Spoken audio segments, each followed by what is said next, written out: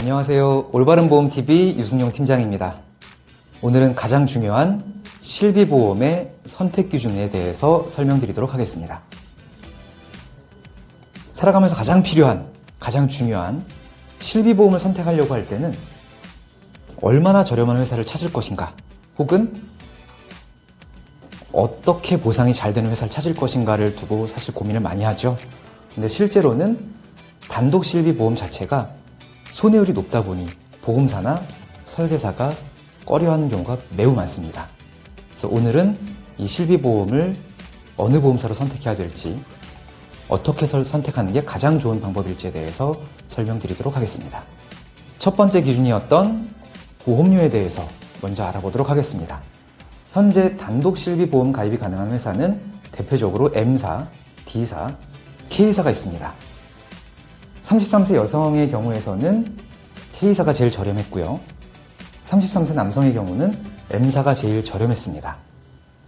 하지만 보험료를 보시고 실비보험을 선택해서는 안 됩니다.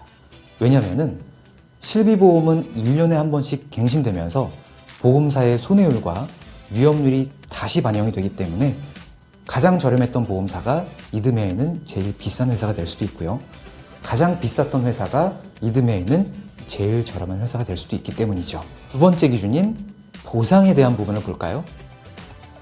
보상에 대한 부분은 상위사의 경우는 상대적으로 보험금 청구를 접수하고 지급받기까지의 소요 시간이 굉장히 짧은 편입니다.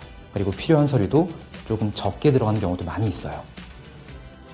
생명보험사에서도 실비를 똑같이 판매하지만 생명보험사의 경우는 일정 금액을 초과하는 경우에 실비 청구는 반드시 원본 청구를 하게 되어 있죠.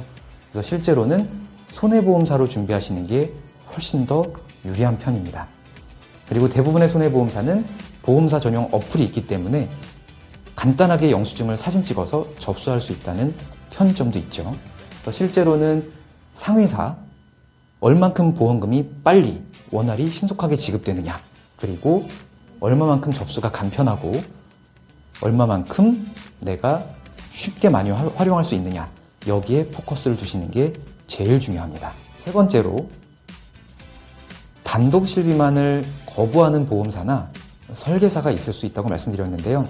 그 중에 가장 큰 이유는 보험회사의 손해율이 높은 보험이기 때문에 보험사가 거절하는 것이 첫 번째 이유고요. 두 번째는 설계사의 수당이 거의 없는 보험이라는 것이 두 번째 이유입니다. 하지만 아까 말씀드렸듯 M사와 K사, D사, 하나 더 한다면 S사까지는 단독 실비로만 가입을 할 수가 있고요. 이런 경우에 가장 주의하실 부분은 끼워 팔기를 주의하셔야 됩니다. 설계사의 수당이 없는 보험이다 보니 암보험이나 상해보험, 건강보험과 같은 상품을 같이 가입해야만 실비를 받아주는 설계사분들이 많이 있죠. 그래서 이런 끼워 팔기는 꼭 그렇게 하셔야 되는 건 아니니 주의하셔야 되고요. 그리고 이런 부분 때문에 다이렉트로 설계사를 끼지 않고 가입하시는 분들이 많이 있는데요. 이렇게 다이렉트로 가입하시게 되면 보상 청구 시에 어떤 서류가 필요한지, 그리고 내가 어떻게 의사 선생님한테 말씀을 해서 서류 준비를 해야 되는지, 이런 것들에 대한 어려움을 많이 느끼실 수밖에 없다 보니 실제로는 설계사를 통해서 가입하시는 것이 보상의 전반적인 과정을 도움을 받으시는데 꼭 필요하다라고 할 수 있겠습니다. 오늘은 단독 실비보험을 선택하는 기준에 대해서 말씀드렸고요. 저렴한 보험료로 선택하지 마시고 보상을 얼마나 잘 받을 수 있느냐, 여기에 포커스를 맞추어서 반드시 설계사를 통해서 가입하시는 걸 추천드립니다. 오늘의 영상은 이것으로 마치겠습니다.